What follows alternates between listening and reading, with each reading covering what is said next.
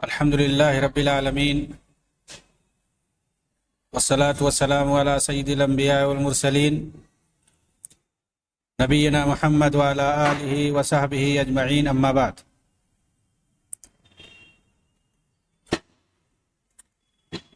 رب اشرح لی صدری ویسر لی امری واحلل عقدۃ من لسانی یفقہوا قولی۔ محترم ناظرین کرام، احباب گرامی اور دیگر سامعین،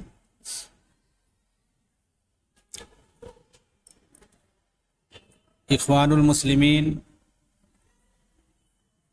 اور اس جماعت کے بانی حسن بننا کے تعلق سے ہماری گفتگو چل رہی ہے۔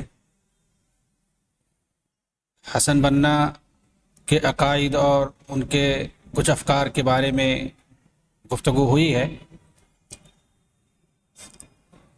آج میں آپ کے سامنے ایک اہم موضوع لے کر کے آیا ہوں،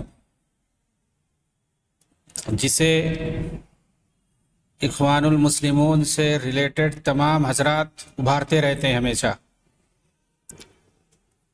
اور وہ ملوکیت کا مسئلہ ہے۔ ہم آج دیکھیں گے کہ اخوان المسلمون کے بانی حسن بننا اور اس طرح کے افکار رکھنے والے دوسروں کا کیا نظریہ اس تعلق سے، اور ملوکیت کو جس طرح سے بدنام کیا جاتا ہے،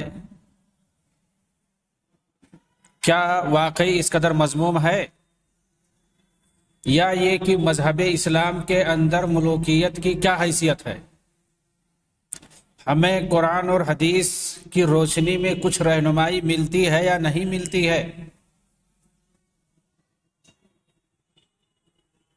آخر اسلام نے ہمیں ساری چیزیں بتلائی ہیں، تو کیا طرز حکمرانی بھی اللہ رب العالمین نے ہمیں بتلائی ہے۔ نبی اکرم صلی اللہ علیہ وسلم کے دور کو اور اس کے بعد صحابہ کرام کے دور کو، جو ہمارے لیے اسوہ اور نمونہ ہے، ان لوگوں نے جس طرح سے دین کی تبلیغ کی، جس طرح سے رعایا کا خیال کیا، آخر ان لوگوں نے کس طرح کی سیاست اپنائی، ان کی طرز حکمرانی آخر کس طرح سے تھی۔ خلافت، ملوکیت، جمہوریت یا ڈکٹیٹرشپ، فوجی نظام، کون سی طرز حکمرانی تھی جو انہوں نے اپنا رکھی تھی۔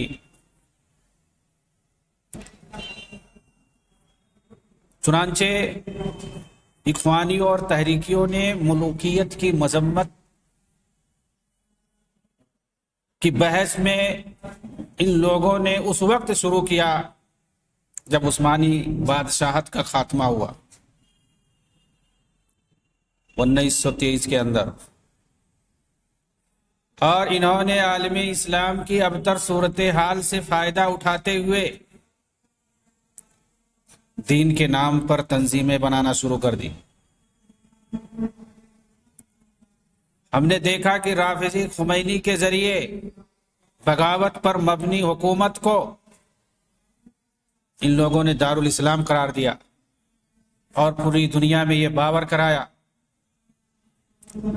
کہ ایران ہی اس وقت دارالاسلام ہے اور باقی دارالکفر، اور سارے حکمران ملوکیت کے پرستار اور طاغوت ہیں۔ آپ ان کے لٹریچر کو پڑھ ڈالیں، ان کے جو دینی سربراہان ہیں، مرشدین ہیں، ان کی کتابوں کا مطالعہ کریں تو یہی صاف صاف نظر آئے گا ہمیں۔ یہ بادشاہت اور ملوکیت کی مخالفت میں اس طرح سے حقارت کی نظر سے دیکھتے ہیں، جن کی نظر میں خلافت راشدہ کے بعد بنو امیہ سے لے کر کے آج تک پوری مسلم دنیا جاہلیت کی زندگی گزار رہی ہے۔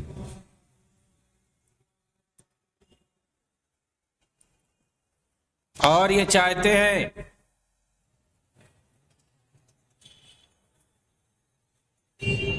اسی اپنے مخصوص نقطۂ نظر کو لے کر کے کہ کس طرح سے حکومت کو حاصل کیا جائے، کہتے ہیں اقامت دین کی کوشش کرو، اسلامی حکومت قائم کرو تاکہ اسلامی قوانین کا نفاذ ہو سکے۔ انبیاء کے مشن پر اور ان کی زندگی کا یہ مطالعہ نہیں کرتے ہیں۔ صحابہ کرام نے اور بعد میں سلف صالحین نے کیا طریقہ اختیار کیا، چاہے انبیاء ہوں، صحابہ ہوں، سلف صالحین ہوں، قرآن کے اندر جہاں اقامت دین کا لفظ آیا ہے، ان لوگوں نے آخر اس سے کیا سمجھا؟ کیا کسی نے اقامت دین کا مطلب یہ سمجھا کہ حکومت قائم کرنے کے لیے اللہ نے کہا ہے؟ آخر قرآن میں جہاں پر یہ حکم ہے کہ دین کو قائم کرو اور آپس میں اختلاف نہ کرو، وہاں اقامت دین سے آخر کیا چیز مراد ہے؟ کیا اتحاد اور توحید نہیں مراد ہے؟ اور شرک میں مبتلا ہونے اور اختلاف میں مبتلا ہونے سے نہیں منع کیا گیا ہے؟ صحابہ کرام نے آخر کیا سمجھا؟ لیکن یہ عوام کو بیوقوف بنا کے سمجھانا کیا چاہتے ہیں؟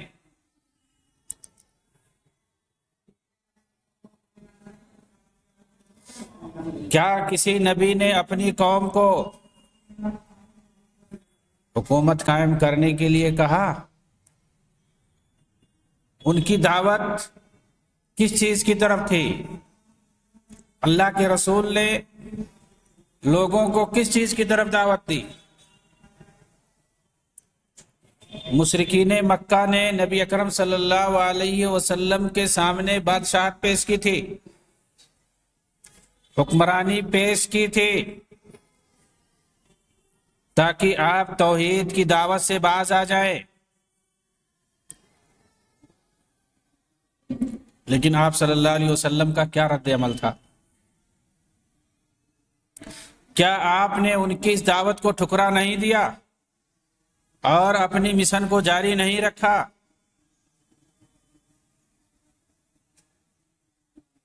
اگر یہی مقصد ہوتا ہے اقامت دین سے، جس کا حکم اللہ تعالیٰ نے دیا ہے، تو اللہ کے رسول صلی اللہ علیہ وسلم کی سب سے پہلی کوشش یہی ہوتی کہ حکومت کو قائم کیا جائے اور اس کے بعد شریعت کو نافذ کیا جائے۔ لیکن آپ نے کیا کیا؟ شریعت کو نافذ کیا، آپ نے دین کو نافذ کیا، آپ نے لوگوں کو اخلاق سکھایا، توحید کی طرف دعوت دی، لوگوں کو شرک سے روکا، شرک کی گندگیوں سے لوگوں کو پہلے چھٹکارا دلایا، اور اس کے بعد جب ایک مضبوط جماعت تیار ہو گئی موحدین کی،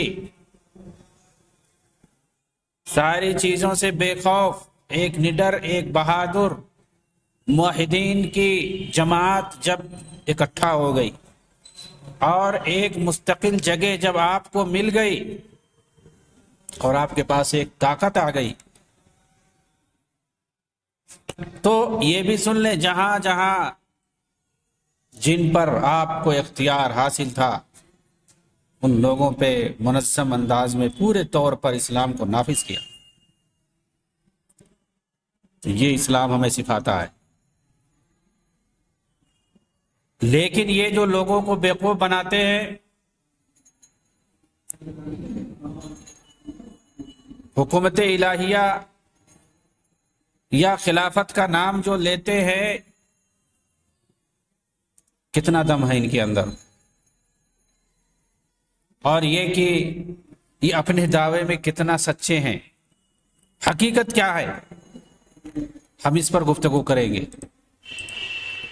کیا یہ سچ ہے کہ یہ لوگ جس طرح سے نام لیتے ہیں ویسا وہ کرنا چاہتے ہیں، یا حقیقت یہ ہے کہ یہ دشمنان اسلام کا اعلی کار بن کر کے عالم اسلامی کو تباہ کر کے صرف حکومت، سیادت اور کرسی تک پہنچنا چاہتے ہیں اور دشمنان اسلام کا ایجنڈا نافذ کرنا چاہتے ہیں؟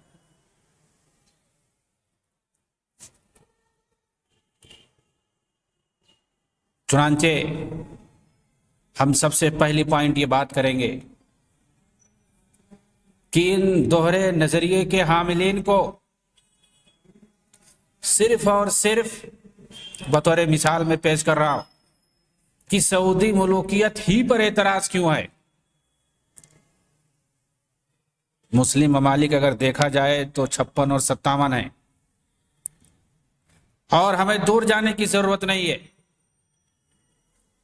بغل ہی میں ایک ملک ہے قطر، وہاں بھی بادشاہت ہے، لیکن یہ کبھی اعتراض نہیں کرتے ہیں اس پر۔ موروثی ملوکیت کی جیتی جاگتی مثال موجود ہے، اور وہ بھی سازشوں اور انقلابوں کے ساتھ۔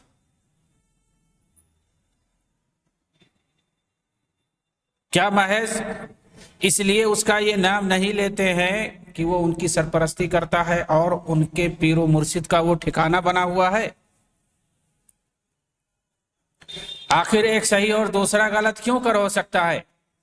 کیا یہ ہوائے نفس کی پرستش نہیں ہے؟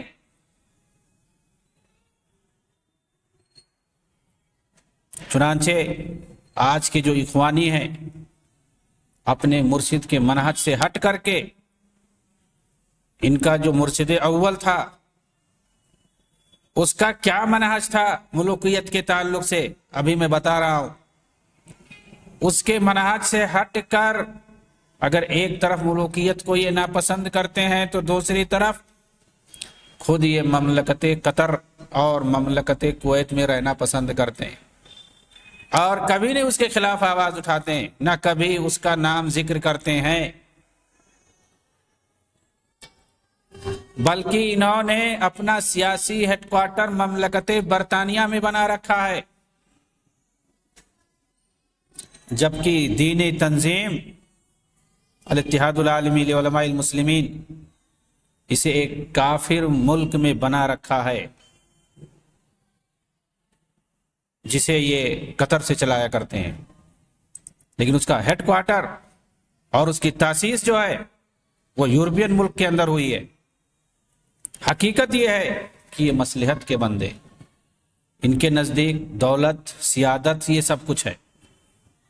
یہ ہر اس حکومت کی برائی کریں گے جہاں ان کی دال نہیں گلے گی، اور ہر وہ حکومت ان کی نظر میں خدا رسیدہ ہے جو انہیں اپنے پلکوں پر سجائے رہے۔ وہ کیسی بھی حکومت ہو، مملکت برطانیہ ہو، وہ بھی ملوکیت کی ایک پہچان ہے، کافر ہے، یا مملکت قطر ہو یا کویت ہو، کوئی بھی مملکت ہو، کیسی کیوں نہ ہو، اگر انہیں ٹھکانہ دے رہی ہے، انہیں آزادی دے رہی ہے، تو ان کے نزدیک سب سے اچھا۔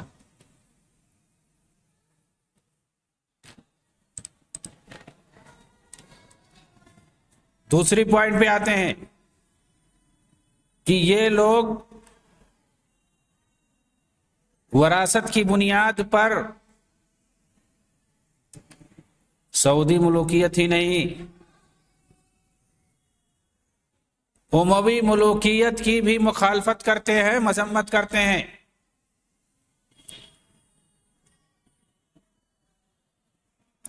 بنو امیہ کی حکومت کو ملوکیت کہہ کر کے اس کی مذمت کرتے ہیں۔ لیکن دیکھیے دوسری طرف یہی لوگ ترکوں کی ملوکیت کو خلافت کہتے ہیں اور اسے اچھا مانتے ہیں، بلکہ اس کے احیاء کی بات کرتے ہیں، خلافت عثمانیہ کے احیاء کی بات کرتے ہیں۔ چنانچہ حسن بنا وغیرہ کا مقصد یہی تھا کہ کمال اتاترک نے جس ترکی خلافت کی چادر کو تار تار کر کے ایک خلا پیدا کر دیا ہے اسے پورا کرنا چاہیے، یہی پرچار کرتے تھے۔ سوال یہ ہے کہ جس ترکی سلطنت کی احیاء کی بات یہ کر رہے ہیں، کیا وہ موروثی ملوکیت نہیں تھی؟ آخر 500 سالوں تک انہوں نے حکومت کو اپنے علاوہ کیا دوسری نسل میں منتقل کیا؟ موروثیت کے ساتھ ساتھ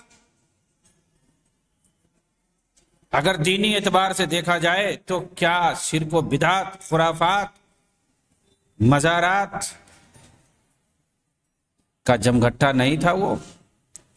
عالم اسلام کے اندر شرک و بدعت اور شرکیہ مزارات کو جتنا ترکوں نے پھیلایا اور کسی حکومت نے نہیں پھیلایا۔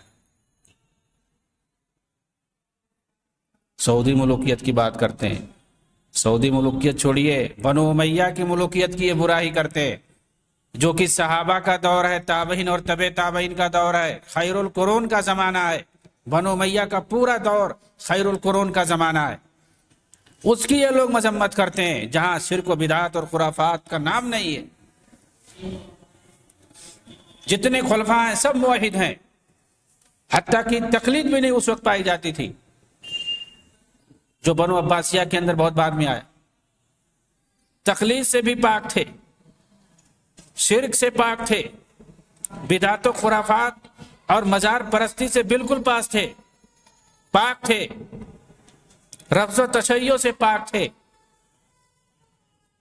ان کی یہ لوگ برائی کرتے ہیں، لیکن ترکی حکومت کو یہ لوگ خلافت کہتے ہیں اور اس کے احیاء کی بات کرتے ہیں۔ یہ لوگ خلافت قائم کریں گے جو ترکی جیسی حکومت لانا چاہتے ہیں۔ شرک و بدعت کا جو جمگھٹا تھا، اور کیا وہ موروثی حکومت بادشاہت نہیں تھی؟ موروثی بادشاہت تو اس قدر تھی کہ اتنی موروثیت اور کسی پچھلے حکومت کے اندر نہیں پائی جاتی تھی۔ زیادہ کچھ نہ کہتے ہوئے صرف اتنا بتاؤں گا کہ یہ لوگ تاکہ میرے بعد میری ہی نسل میں حکومت باقی رہے، حتیٰ کہ دوسرے بھائی کے نسل میں نہ چلا جائے، یہ ہر آنے والے بادشاہ کو اختیار دیا گیا تھا محمد ثانی کے ذریعے سے کہ جن پر صبح ہو تختہ پلٹنے کا اس کو قتل کر سکتا ہے۔ چنانچہ صبح کی بنیاد پر یہ پہلے ہی قتل کر دیتے تھے سارے لوگوں کو جن پر صبح ہوتا تھا، چاہے وہ بھائی ہوں، بھتیجے ہوں، چچا ہوں، حتیٰ کہ سیر خار بھائیوں اور بھتیجوں کو ان لوگوں نے قتل کیا ہے۔ ایک ہوتا ہے آدمی بغاوت کرتا ہے، لڑائی کرتا ہے، حکومت کے لیے مارا جاتا ہے، کچھ نہیں ہے، صرف صبح ہے۔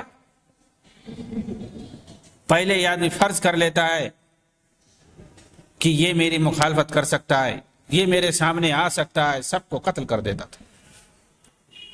ایسی حکومت کے احیاء کی بات یہ لوگ کرتے ہیں، اس خلافت کو لانا چاہ رہے ہیں، قاتل موروثی خلافت کو، شرک و بدعات والی خلافت کو، مزار پرستی، قبر پرستی والی خلافت کو یہ لوگ لانا چاہتے ہیں، اور بنو امیہ جیسی ملوکیت اور بادشاہت کو جس کی شبیہ آپ سعودی ملوکیت کے اندر دیکھیں گے، اس کی مذمت کرتے ہیں، اس کی مذمت کرتے ہیں، اور ترکوں کی قاتل موروثی بادشاہت جو کہ خرافاتی اور بدعتی اور مشرکانہ تھی اس کو لانا چاہتے ہیں۔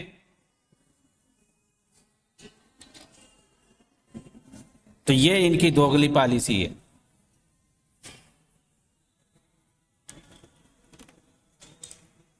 تیسری پوائنٹ،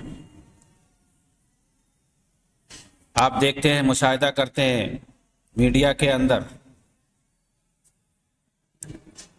کہ یہ لوگ ایک طرف موجودہ دور میں سعودی ملوکیت کی مخالفت کرتے ہیں، اس کے نیست و نابود کی بات کرتے ہیں، اور وہیں دوسری طرف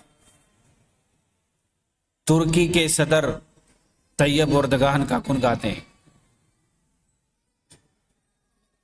جو کہ خلافت کو ختم کرنے والے مصطفیٰ کمال اتاترک کو اپنا آئیڈیل مانتا ہے، اور اسی کے بنائے ہوئے لادینی قانون اور کافرانہ دستور کی محافظت اور اس کے بقا کی بات کرتا ہے۔ جو اپنے ملک میں ہم جنسی کا قانون پاس کرتا ہے، فحاشی اور شراب خانوں کے لائسنس جاری کرتا ہے، اس کا گن گاتے ہیں اور اس کو خلافت کا حقدار سمجھتے ہیں، اس کے ہاتھ پر خلافت کی بیعت کرنے کے لیے تیار ہیں۔ یہ وہی لوگ ہیں جو 1979 کے اندر فروری مہینے میں جب ایران میں شیعہ رافضیوں نے، صحابہ کے دشمنوں نے وہاں پر بغاوت کی تھی، خمینی کی قیادت میں اس ملعون کو یہ لوگ گئے تھے مبارکبادی دینے کے لیے اور اسے خلیفہ بنانے کے لیے۔ خیر یہ تو اچھا ہوا کہ اس نے لات مار کر کے ان لوگوں کو بھگا دیا کہ میں خلیفہ اگر ہوں تو میں صرف شیعوں کا ہوں، سنیوں کا نہیں ہوں۔ اس نے گویا یہ کہہ دیا دبے لفظوں میں کہ اگر تم لوگ شیعہ بننا چاہتے ہو تو بن جاؤ شیعہ، میں تمہارا بھی خلیفہ بن جاؤں گا۔ چلے آئے لوگ منہ لٹکا کر، اس کو گئے تھے خلیفہ بنانے کے لیے۔ اور تعجب تو اس بات پر ہے کہ اس نے وہاں پر پھٹکار دیا، ان کی بات کو نہیں مانا اور یہ تسلیم نہیں کیا کہ میں تمہارا خلیفہ بنوں گا۔ پھر بھی یہ لوگ واپس آئے اور انہوں نے اپنے اخباروں میں، اپنے میگزینوں میں اس کی تعریف پر تعریف اور اسی کو پروموٹ کیا، اسی کے گن گاتے رہے۔ کبھی ان لوگوں نے اس کی برائی نہیں کی، کبھی اس کی مخالفت نہیں کی۔ انہیں تو پیدا ہی کیا گیا تھا عالم اسلامی، سنی عالم اسلام جو ہے، سنی مسلمانوں، سنی حکمرانوں کی مخالفت کے لیے انہیں پیدا کیا گیا تھا، اس لیے خاموش رہے، کبھی نہیں اس کی مخالفت کی۔ اس نے مار کے بھگا دیا ان لوگوں کو، ڈانٹ کے بھگا دیا، پھر بھی مخالفت نہیں کی، اس کی تعریف پہ تعریف کرتے رہے۔ اور جب مر گیا 1989 کے اندر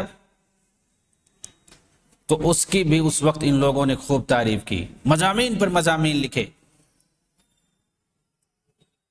اپنے اخبارات اور میگزین کے اندر پہلے فرسٹ پیج پر اس کی بڑی بڑی تصویریں انہوں نے شائع کی، فقید الامہ کا لقب دیا کہ امت کا بہت بڑا آدمی جو ہے چل بسا۔ اور اس کے بعد خامنئی وہاں کا حاکم بنا جو آج تک 40 سال سے وہاں کی حکومت کرتے ہوئے چلا آ رہا ہے۔ ان کو نظر نہیں آ رہا ہے ڈکٹیٹرشپ، 40 سال سے ایک حاکم بنا ہوا ہے، پھر بھی اس کو یہ لوگ دارالاسلام کہتے ہیں، اسلامی جمہوریہ کہتے ہیں اور اس کو آئیڈیل مانتے ہیں، جو 40 سال سے وہاں کا تنہا ڈکٹیٹر اور حاکم بنا ہوا چلا آ رہا ہے۔ کیونکہ وہاں جو صدارتی انتخابات ہوتے ہیں وہ صرف دکھاوا ہے، پارلیمنٹ میں کچھ نہیں ہوتا ہے، جو بھی پاس ہوتا ہے، جب تک وہاں کا جو حاکم ہے خامنئی، وہ جب تک مہر نہیں لگا دے گا کوئی قانون نہیں بنا سکتا ہے۔ وہاں کا حاکم اعلیٰ وہی ہے، اقتدار اعلیٰ اسی کے ہاتھ میں ہے، ان کو یہ چیز نہیں نظر آتی ہے، لیکن اس کو یہ لوگ دارالاسلام مانتے ہیں۔ تو یہ ان کی دوغلی پالیسی ہے۔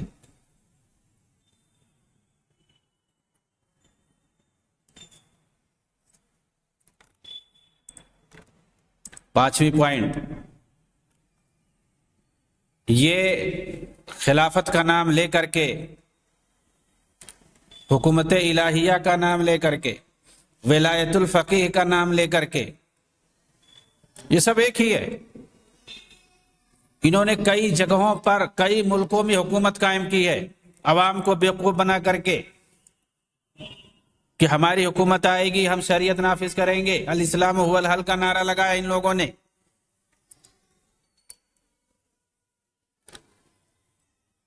جیسے ایران ہے، ٹیونس ہے، یمن ہے، مصر ہے، ترکی ہے، غزہ ہے، بہت سارے ملکوں میں انہوں نے حکومت قائم کی، حکومت میں آئے یہ لوگ۔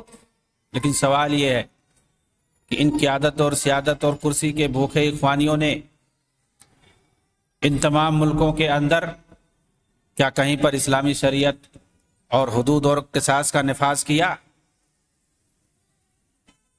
انہوں نے حکومت ہتھیانے کے بعد، اور وہ بھی خون خرابے کے ذریعے، اور وہ بھی یہ وعدہ کر کے کہ اسلامی شریعت کو نافذ کریں گے، لیکن انہوں نے کسی بھی جگہ اسلامی شریعت کا نفاذ نہیں کیا، بلکہ اسی پارلیمنٹ کو سارے کی حیثیت دے رکھی تھی۔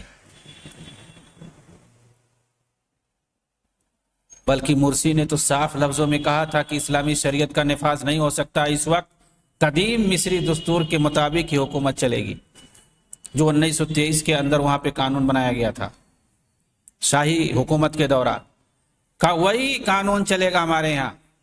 حدود قصاص کے بارے میں جب سوال کیا گیا تو کہا یہ سب تو فقہی موش گافیاں ہیں، ایسا سب نہیں ہوتا ہے، اس دور میں یہ سب نہیں ہو پائے گا کہ چور کا ہاتھ کاٹا جائے، زانی کو قتل کیا جائے، کوڑے لگائے جائیں، رجم کیا جائے، یہ سب نہیں چلے گا اس زمانے میں۔ مذاق اڑایا اس نے، صاف صاف انکار کیا۔ ایک ہوتا ہے کہ اسلامی قانون کو، حدود اور قصاص کو نافذ نہ کرنا، ٹھیک ہے یہ گناہ ہے، لیکن ایک ہوتا ہے مذاق کرنا اور انکار کرنا صاف صاف، اس کو کفر کہتے ہیں۔ ان لوگوں نے شریعت کا جتنا مذاق اڑایا ہے، دھوکہ دیا ہے اور انکار کیا ہے، اتنا کسی نے نہیں ایسا کیا ہوگا، کوئی نہیں مثال ملے گی۔ اگر ہوتی مثال ایک بھی کہ ان کے علاوہ، اخوانیوں کے علاوہ اگر کوئی دوسرا شریعت سے مذاق اڑاتا، کوئی دوسرا انکار کرتا، تو پھر اسے خوب یہ لوگ پروپیگنڈا اس کے خلاف کرتے، اسے خوب پھیلاتے۔ لیکن اخوانیوں نے ایسا کیا، ڈیموکریسی اور پارلیمنٹ کو نافذ کرنے کی بات کہی، شریعت کے نفاذ کا انکار کیا، تطبیق شریعت پر حریت اور آزادی کو انہوں نے فوقیت دی، اور صاف صاف انہوں نے اپنی زبانوں سے کہا۔ لیکن انہیں سب سے بڑا عالم مانتے ہیں، سب سے بڑا امام مانتے ہیں یہ لوگ، حالانکہ شریعت کا انکار کرنے والا کافر ہے۔ نفاذ شریعت کا کوئی انکار کرے وہ کافر ہے، لیکن اگر کوئی نافذ نہیں کرتا لیکن انکار نہیں کرتا ہے، اس کو ہم کہہ سکتے ہیں گنہگار ہے، گناہ کبیرہ کا مرتکب ہے، لیکن اس کو کافر یا طاغوت نہیں کہہ سکتے۔ طاغوت تو وہ ہے جو شریعت کا انکار کرے، مذاق اڑائے اور غیر شرعی قوانین کے مطابق وہ عمل کرے، اور ساتھ ہی شریعت کا مذاق اڑائے، اس کا انکار کرے، اور اپنے بنائے ہوئے قانون کو وہ فوق تر سمجھے اور اسی کو نافذ کرے۔ یہ ساری چیزیں ان کے یہاں پائی جاتی ہیں، لیکن پھر بھی ان کو سب سے اچھا یہ لوگ مانتے ہیں، امام مانتے ہیں، شہید مانتے ہیں، خلیفہ مانتے ہیں۔ لیکن جو دوسرے ہیں مسلم حکمران، میں نہیں سمجھتا کسی نے اس طرح سے انکار کیا ہو صاف صاف، اور کسی نے یہ کہا ہو کہ شریعت سے بہتر ہے آزادی، جو آزاد قانون بنایا جائے اس کو بہتر ہے۔ کسی نے مذاق اڑایا ہو حدود اور قصاص کا کہ اس زمانے میں یہ سب چلنے والے نہیں ہیں، کسی نے صاف کہا ہو کہ شریعت کو ہم نہیں نافذ کریں گے، ہمارا سارا قانون پارلیمنٹ بنائے گا، پورے ملک میں وہی چلے گا، وہی سب کے لیے بھلا ہے، ہمارے خیال ایسا کوئی نہیں کہا ہوگا، لیکن ان کے لیڈروں نے کہا یہ ساری بات، اور وہ بھی دھوکہ دے کر کے، پہلے انتخاب سے پہلے یہ کہہ کر کے کہ ہم آئیں گے تو شریعت کو نافذ کریں گے۔ یہ ان کے اندر دوغلی پالیسی ہے۔ اللہ تعالی ہمیں ان کی دوغلی پالیسی سے بچائے۔ آمین۔ وآخر دعوانا ان الحمدللہ رب العالمین۔ والسلام علیکم۔